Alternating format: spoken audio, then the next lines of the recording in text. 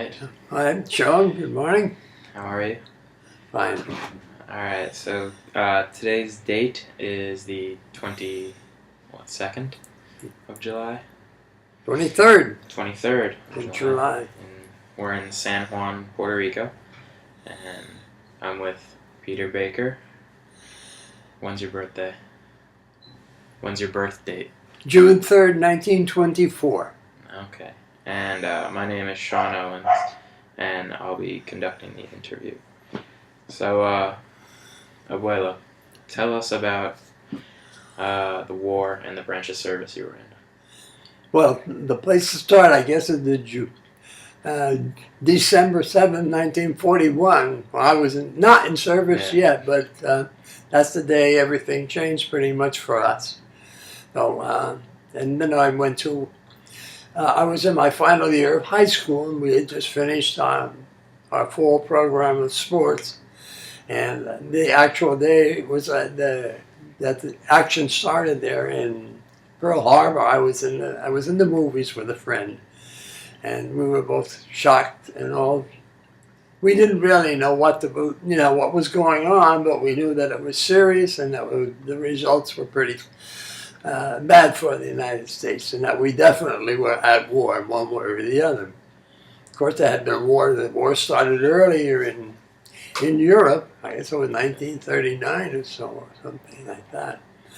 And it was hard to adjust our thinking to what was going to happen. Some of my classmates at the time almost immediately enlisted in service, and some of them were deceased before the end of the year. In fact, 6 or 7 months later, with the first battles, naval battles over in the Pacific, some of them were gone. So we knew pretty soon, just how serious it was going to be. In July, I went to was admitted to the university at Georgetown in Washington, D.C., and the course began in July. It was an accelerated program due to the war situation. So as soon as I got there, my first program of the program had to include ROTC. So I was also an ROTC program, and I guess that's the beginning of my military service, except for the fact that on June 3rd of that year, 1942, I had to register for the draft. So it was definitely no getting away from the situation. The time at Georgetown went pretty fast, and I actually was able to complete the full year because we were still there, and I was still there until February 23rd, when I got called to active duty.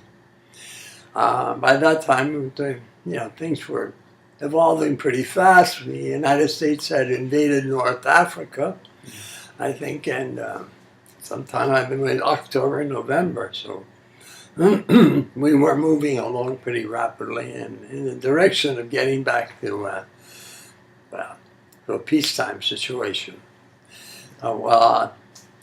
I was sent to Camp Wheeler. I was called up to duty, as a matter of fact, on George Washington's birthday, February 22nd. I went to Fort Lee, or Camp Lee, in Virginia, and from there I was sent to Camp Wheeler in Georgia for infantry basic training. And that started at, maybe, I guess in March. And it ended in June.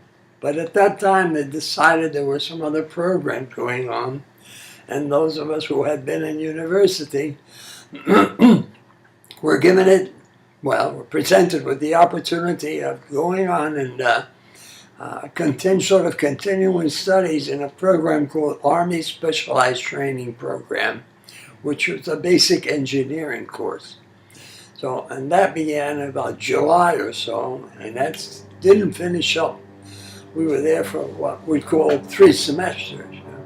July, August, September, October, November, December, and then into March. And then March, I was sent down to Camp Claiborne in Louisiana, And there we became part of the 84th Infantry Division, and I was assigned to the Intelligence and Reconnaissance Platoon in the 335th Infantry Regiment of the 84th Division. And we were there. We sort of took about a 5 or 6 week or maybe 8 week basic training course again, and learned to fire rifles and so forth and so on. And it was a good time to think things over quite a bit. But there were a lot of other people coming in, and the division had been, a lot of people had been taken out of the division, and then there were the number of persons, these people who had been studying in ASDP, which I think was almost 3,000 people, were put into the division. But there were people with a lot of Army experience and us who had very little Army experience. I mean, we maybe had basic training, but many of them did not even have basic training. They were put right into the ASTP program. So, there was no doubt that we were going to be called to active service somewhere, and it became pretty clear over time that we probably would be going to Europe. And it was, we did basic training, everybody got a break. We came back and then did division level or regimental level exercises, one group against another. It was like simulating a combat situation, one against the other and so forth. It was it was a lot of hot weather. It was in Louisiana in the summertime. We had the Battle of the Sabine River, which divides Louisiana and Texas, and it was a lot of heat. Sometimes we would be out there in the countryside, and after the warm day never stopped being warm, maybe until 5 o'clock in the morning the following morning. So it was well, you get used to just about everything. So, but then it became apparent there were some final exercises on the unit levels, and we were then assigned. We got to know that we were going to be sent to Europe, and the division got ready for that transfer, and then we were moved from Camp Wheeler up to Camp Kilmer in New Jersey, in southern New Jersey, and subsequently they were put on ships and sent to Europe.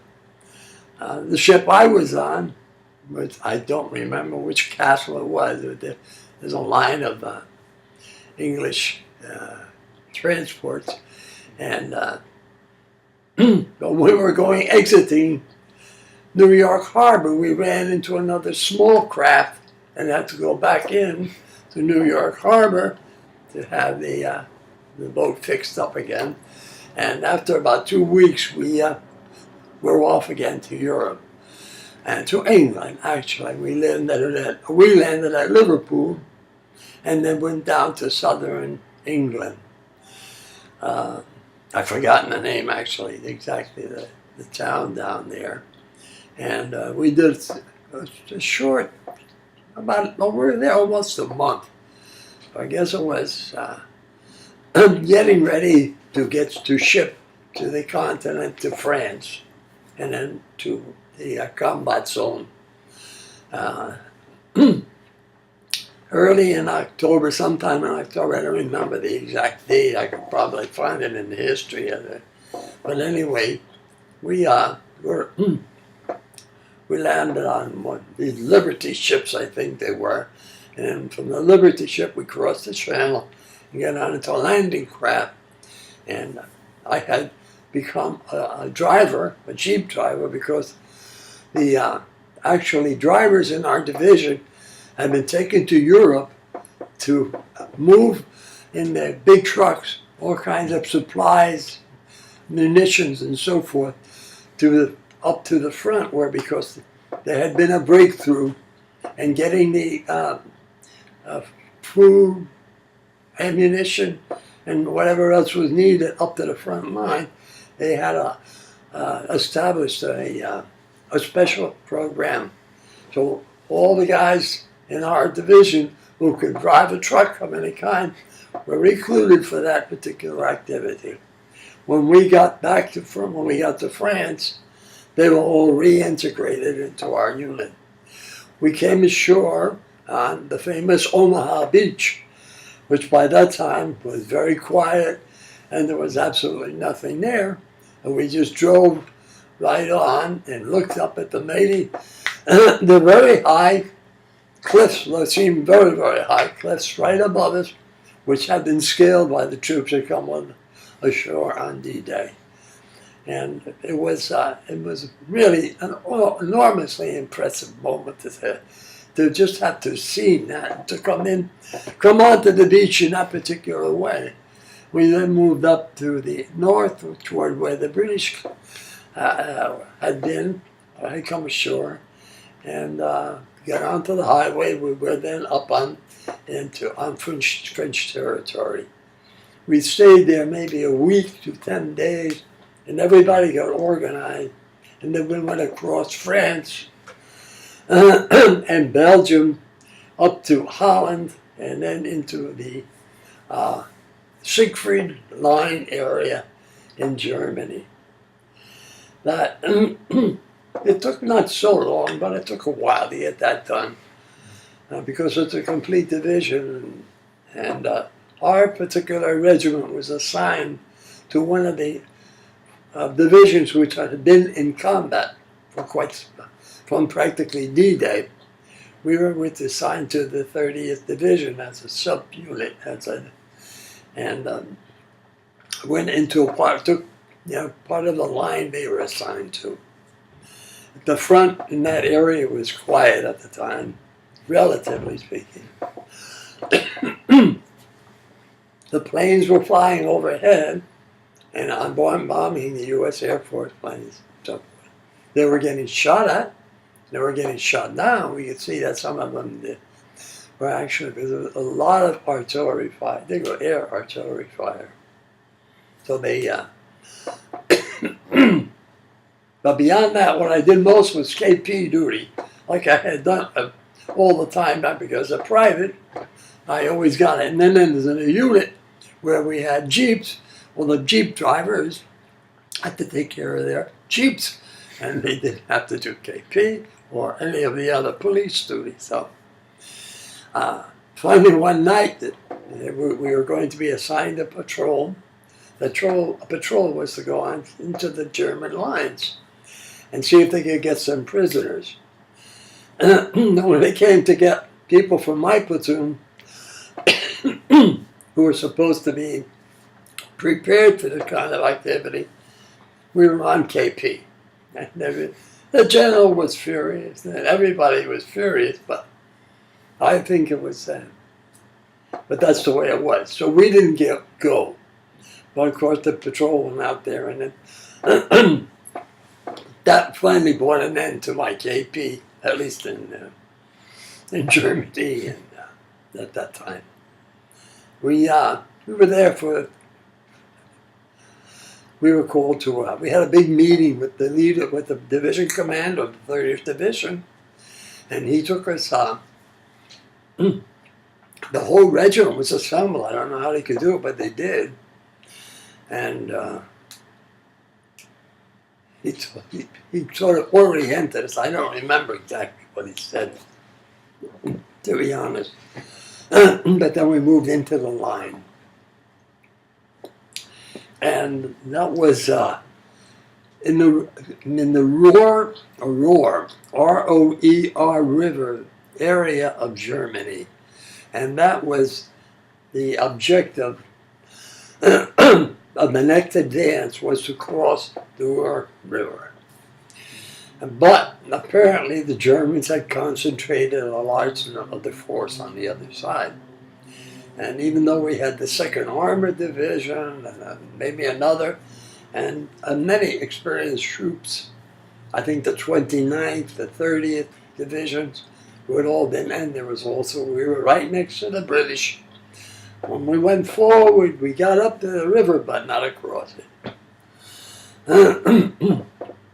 And so that's where we were stuck, but we were right in the middle of the Siegfried line with the pillboxes and everything and so forth. The original place is, well, we were really not in a very exposed place at the beginning. I don't remember exactly where it was. Later on, we moved up into a more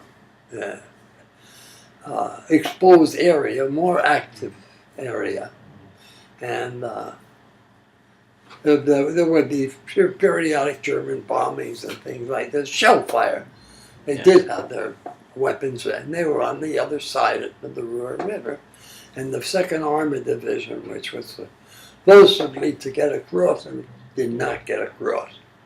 The Germans were holding out, and they were pretty strong, reinforced up there. This situation sort of went on for quite a while, and once in a while, we advanced maybe from one small town to another small town, little things like that. But never were we able to get across the river. And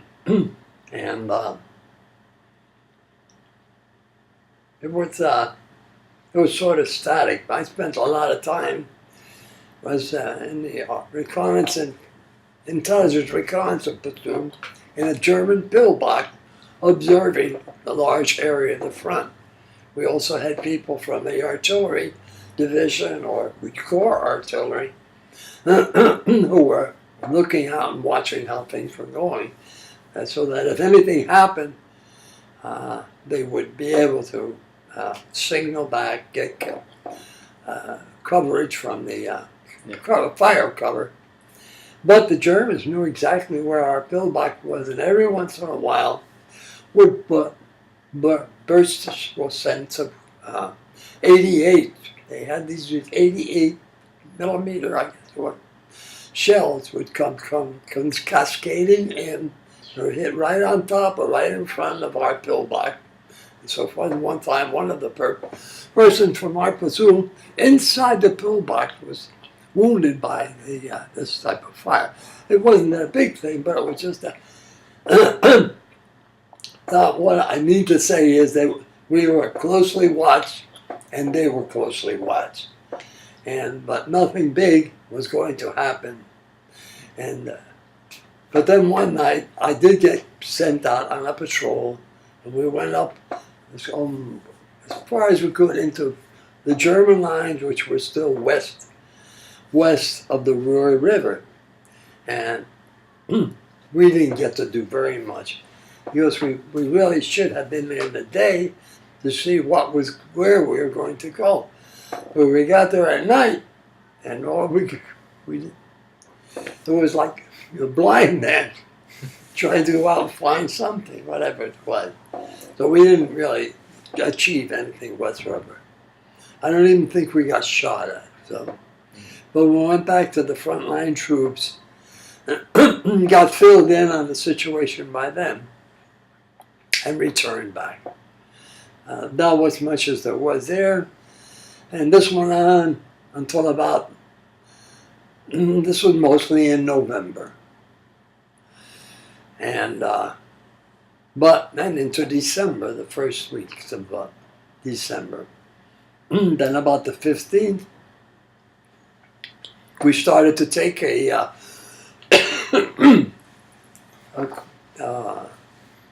small town nearby. Just a short time away, it was a big, high firefight, but a lot of action in a short period of time. But it was obvious that there were a lot of Germans on the other side of the river where we were. We didn't get across the river. We did take the town, and it was a small achievement, so to speak. But everything was pretty well knocked down, and everything was under fire they could hit anything they wanted to hit where we were, not only pillbox, the roads, the countryside, the open areas.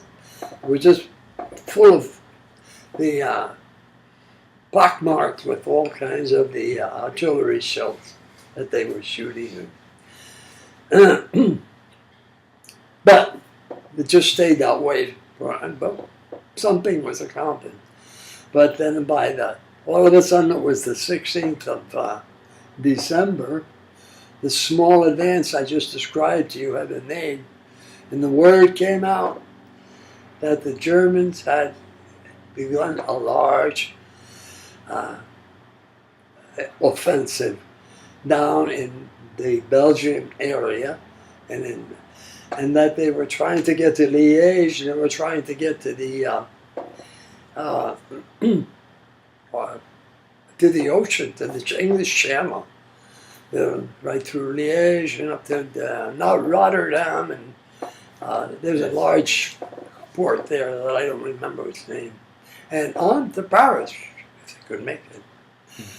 And then that's when we were uprooted, taken down through Liège in Belgium, and down to the town of Marseille.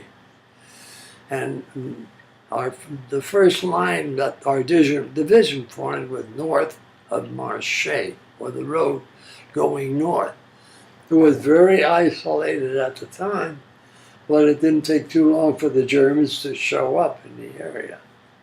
But on the 21st, the division commander sent, there were 3 patrols on the 334th Infantry, INR platoon, and we, the 335th, and then the division cavalry unit were all sent out to the east to see what we could find out. We could find the Germans, find where they were, what they were doing, and so forth and so on. The 334th were up more to the north, and they ran into us, we ran into them, and they told us that there was a large, very large German force coming down. That was near the Rourthe River, and so they were rushing back to their position, to their division, their regimental headquarters. The person who was in charge of the platoon I was in, and he said, "We're going to go east." And we continued going east. We went to the bridge over the river. It was still intact, and should probably have been blown up, but if they tried, they didn't succeed. And then, at that time, it was very late in the afternoon, we simply started back to the road we had come out on. But by the time we got to an intersection, the Germans were already there, and they opened fire on it. I was in the first Jeep, and with Joe Harvard and Blackfoot Indian, Mitchell Quemps. I've forgotten the name of the driver. But anyway, he threw the Jeep in reverse, and we sped out of there, and the German fired overhead, so forth and so on. I was carrying the bazooka at the time, and but I didn't really think I would want to get out of the Jeep and fire the bazooka, but I could see a German armored tank up on the corner. So we just retreated from there. What so happened, the Jeep I was in stopped working. I don't know whether it was hit by the German fire or just couldn't do any more, so we had to get out. We dumped it over the hill into a place where it was going to be difficult to retrieve, and then got the rest. We all got into other Jeeps, and we went around to a main highway, which would take you up to the town of Rochefort in German, and to Marseille. It was more or less a major throughway. It was the bridge that came. It was a road that came over the bridge and then went west. And it was a good road. It was a good shape. But we decided not to press our luck anymore and bed down for the night. But the Germans had other plans. They crossed the river, and they brought all their stuff, a lot of armored equipment, was a panzer unit, and they sort of plunked themselves down right in our backyard, so to speak. It wasn't our backyard, of course. So we couldn't go any further, and we were not going to be able to get out of there, at least in our jeeps. So about that time, the Lieutenant Lyons, who was heading our platoon, sent out two sergeants. And they were both, Army, old-time, regular Army type people. And they were going to get back to our headquarters and let people know what had happened to us and what we had seen. So he did just that. And they actually were able to work their way back to the to American lines and let people know. But of course, the big thing was that the Germans were being very active there. Here's the two guys. A fella, one was named Strickland, had his last name Strickland, and the other was People, and they were sort of regular Army people. They expected they would continue. They probably did continue later on, and they did get back to the U.S. lines. We had a radio and a radio operator.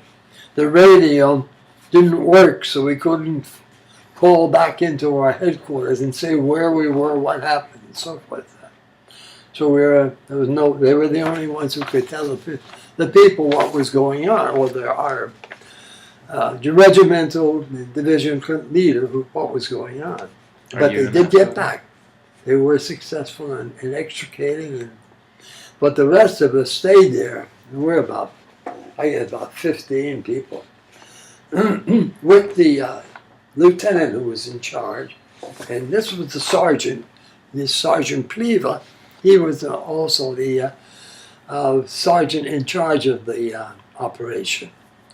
And we then started to find our way the following morning, look for a way to get back to our lines, all of us. And we crept around, but early in the morning, we were near this, as I said, near this main road, going back toward Marche and Roquefort. And it was just full of armored German equipment. I mean, it was just parading up the road, not parading, but they were moving forward. And how far up they went, I don't really know, but we're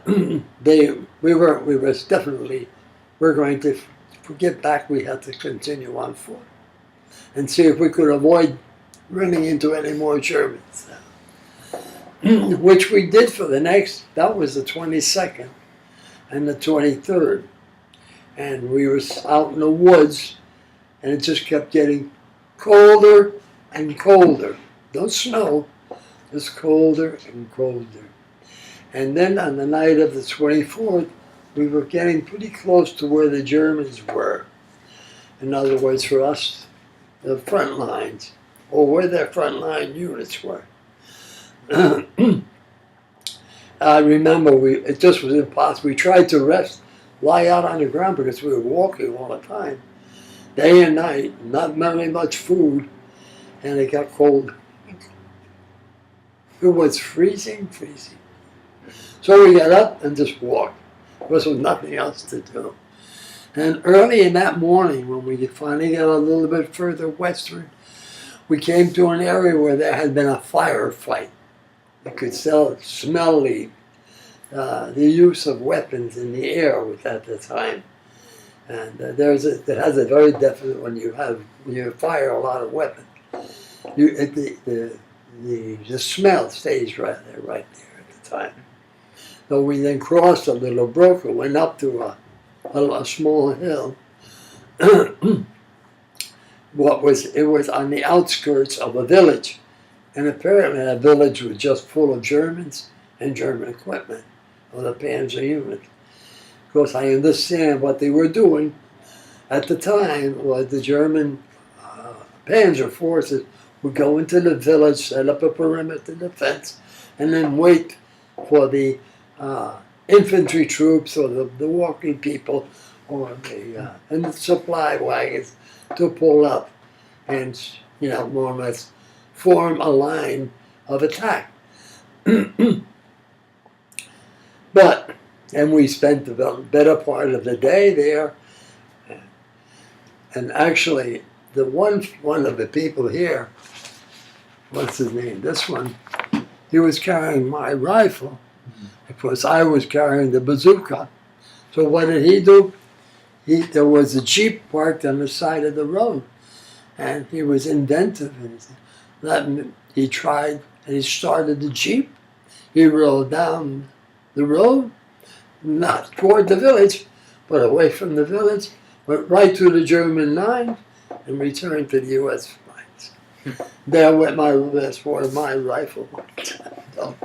And he got back to lines, which was more important than that. Now, things that happened. So at least some people were able to exfiltrate, as it were.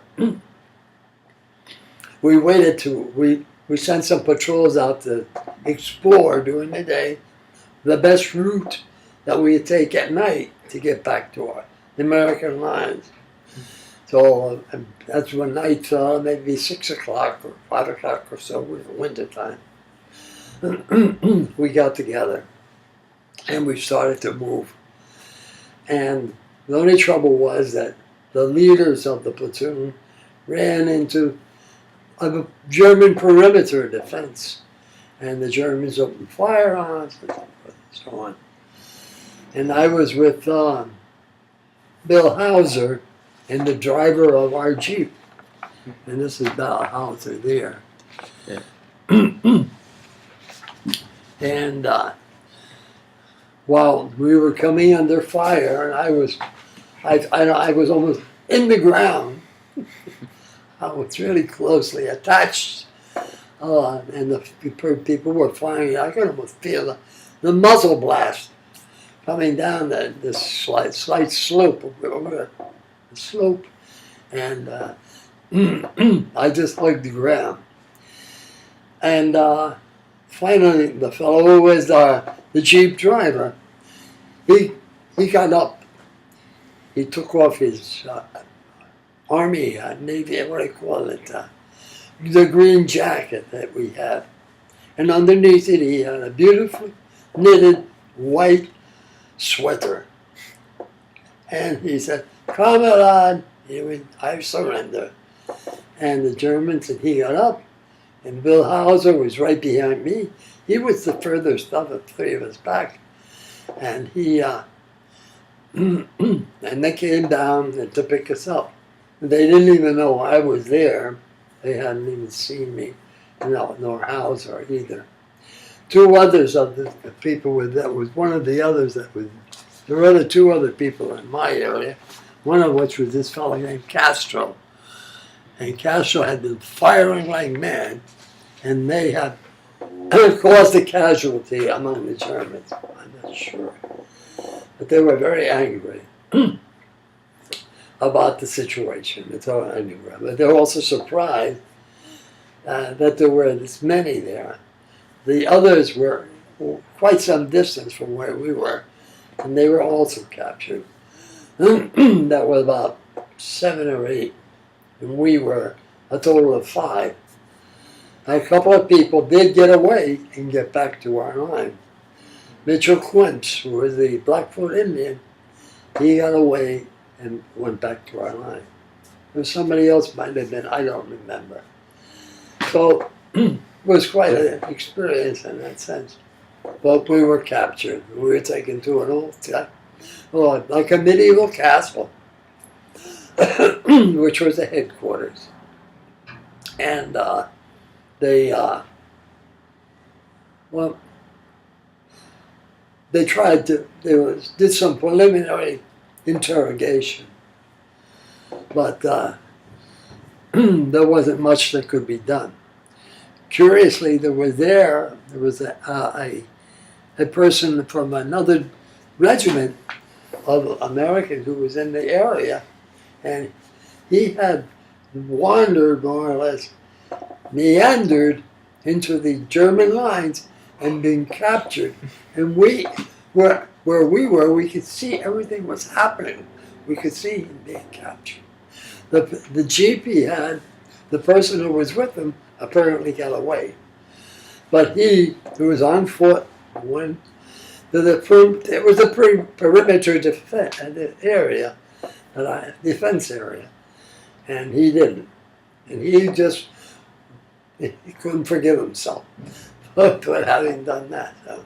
But anyway, things were happening, and in the afternoon before we were captured, the U.S. Air Force, I think it was I don't remember the exact type of airplane that it was, flew right over it, and on the hill where we were, at the top of the hill, dropped the bomb. Began strafed. Actually, somewhat the bomb, the land or the earth that was flown up in the air. Some of it actually came down on us. That's how close we were to the Germans at the time. So the almost beginning of the counteroffensive on the 20 in some sectors. The Air Force had already gone to Bastogne, where I think where the 101st Division was, and they had dropped supplies there and so forth.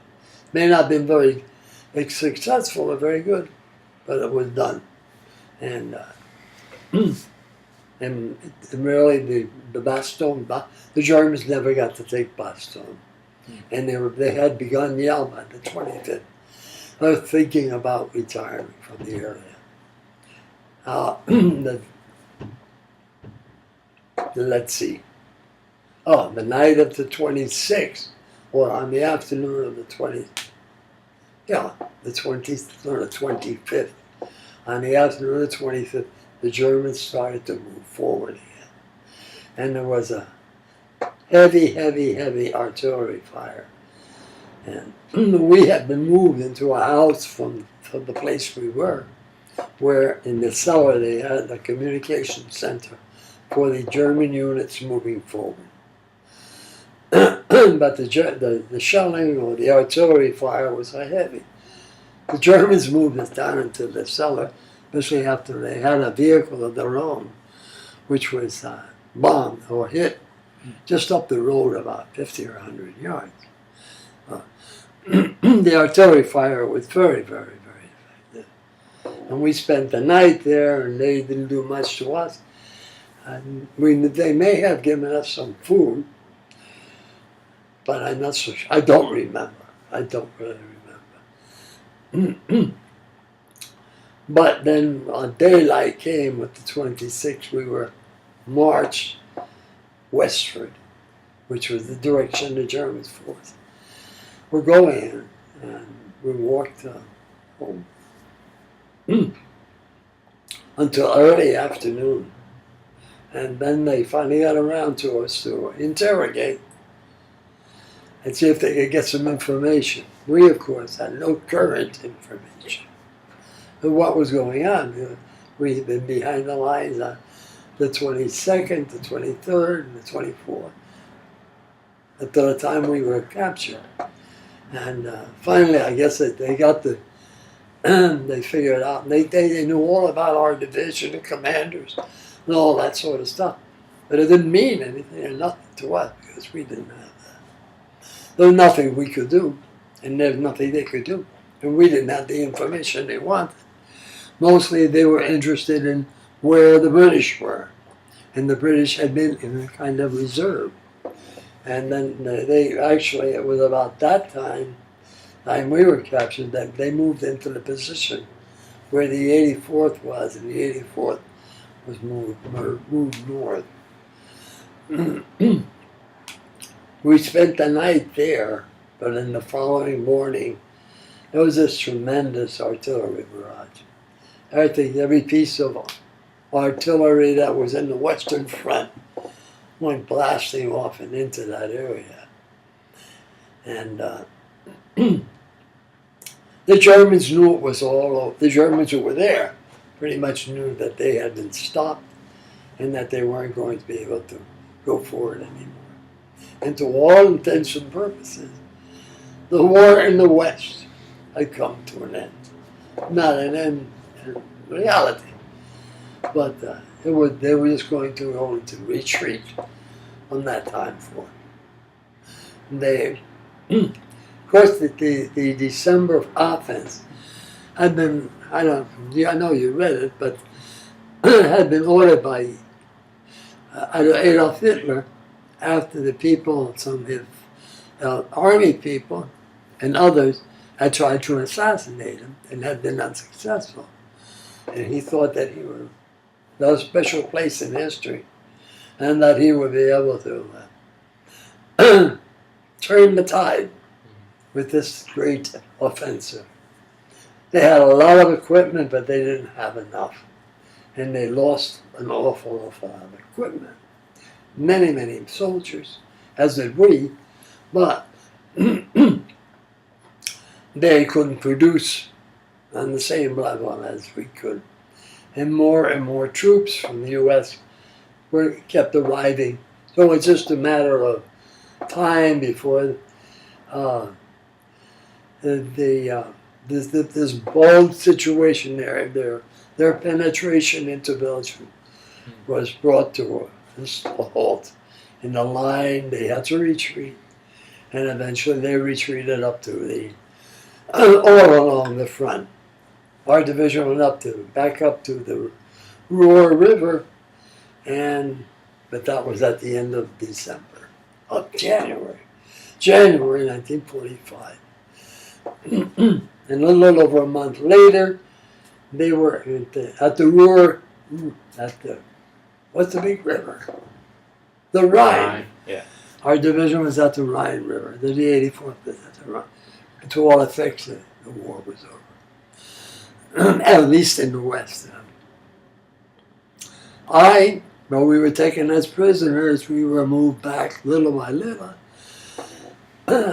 At first, we were transported, and then we started walking, and practically no food.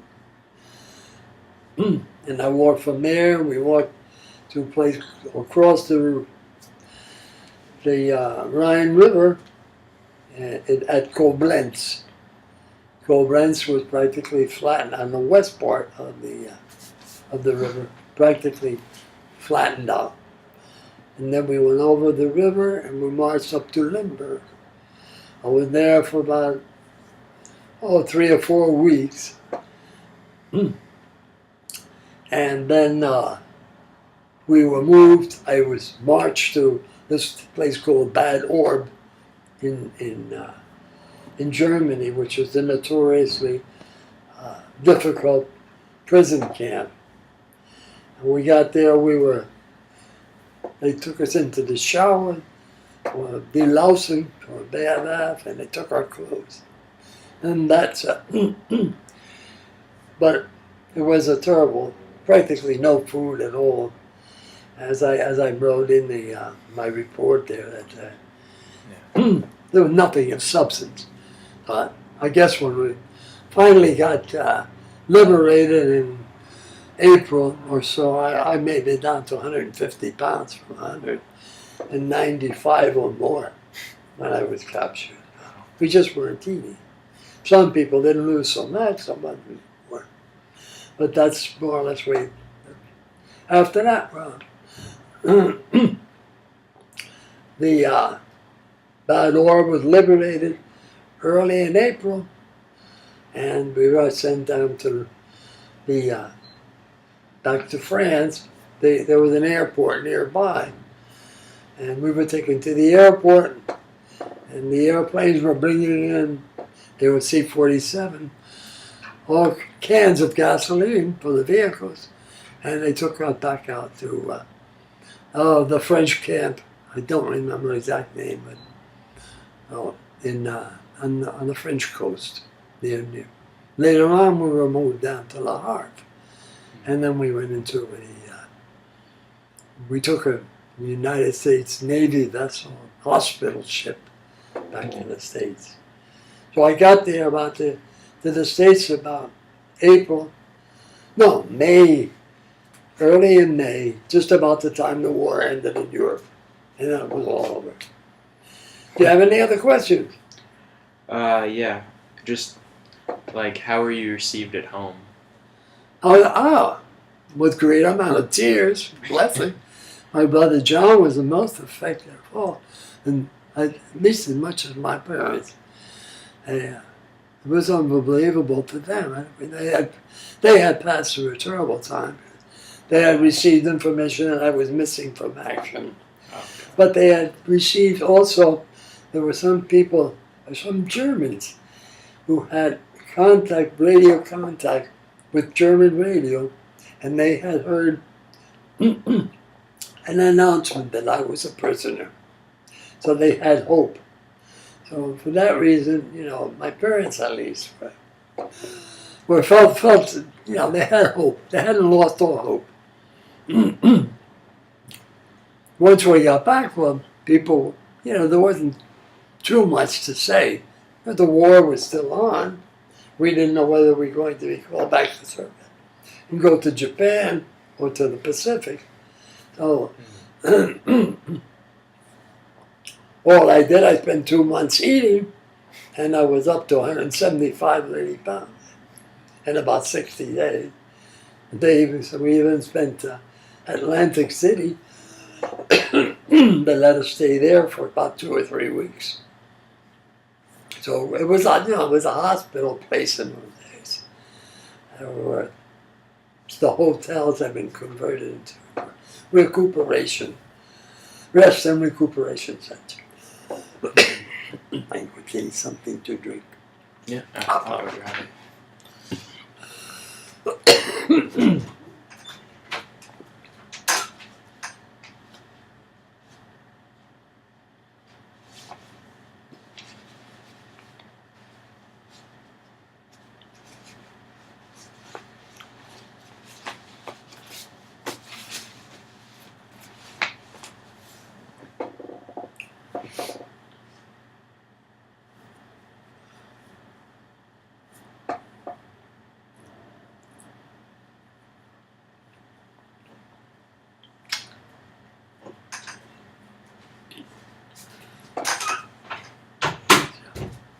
Here you go. Right. Did you find it? My brother Cliff, who was in service, came up.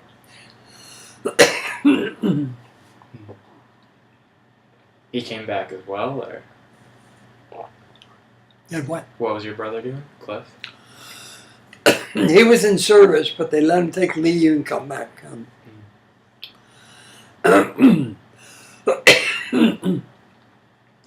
Was it difficult to readjust after the war?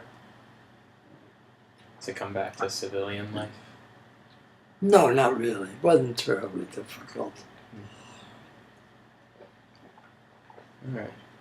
And did you take away any big life lessons? Like, what did you learn from the war? Well, what did I learn from the war? Yeah. Well, I mean, being in service is a difficult situation.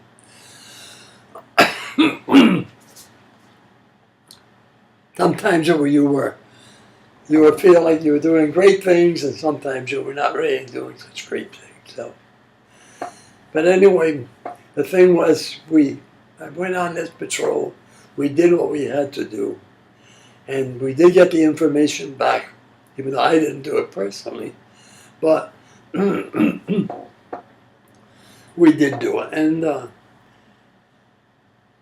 it's sort of what was most remarkable was impressive.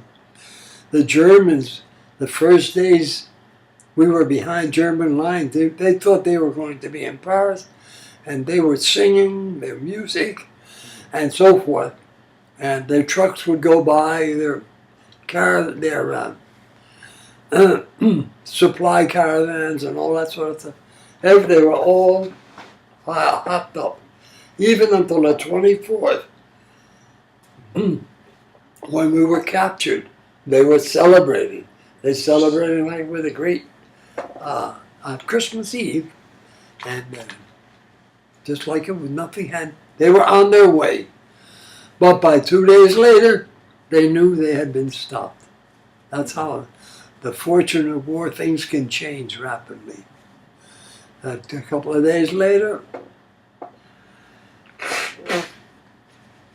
they had reached the extent of their forward advance, and they knew they weren't going anywhere else. And then, of course, the whole thing was turned around. When we walked back, marched back to the prison camp in Germany, there were also some light people who were Air Force people. And they had them up in front, because a lot of the people in the small towns, before we got to the big town, or the big, like, what did I say we crossed the river, and the Rhine River town, what was that? Koblenz. The people in the countryside would come out, be ready to throw stones at the Air Force people, because here they had knocked down their homes and everything like that. So there was still a lot of support for the war, in spite of all the things that were going wrong. And they didn't know, of course, but most of it was from young people, youngsters and women, because at the time, the German forces, the infantry going forward, were men over 50 and children under 16 or 16 or under, in a lot of cases. So it was, they just knocked themselves out, that's all I would say. And a lot of the people who were in the German forces at the time were not German. They were from other countries, but they felt better off being in the army than being civilians. I don't know whether. What else? I don't know. I would only say that one should be judicious about the use of air power. And even today we have this, the reaction among civilian population is strong. Yeah.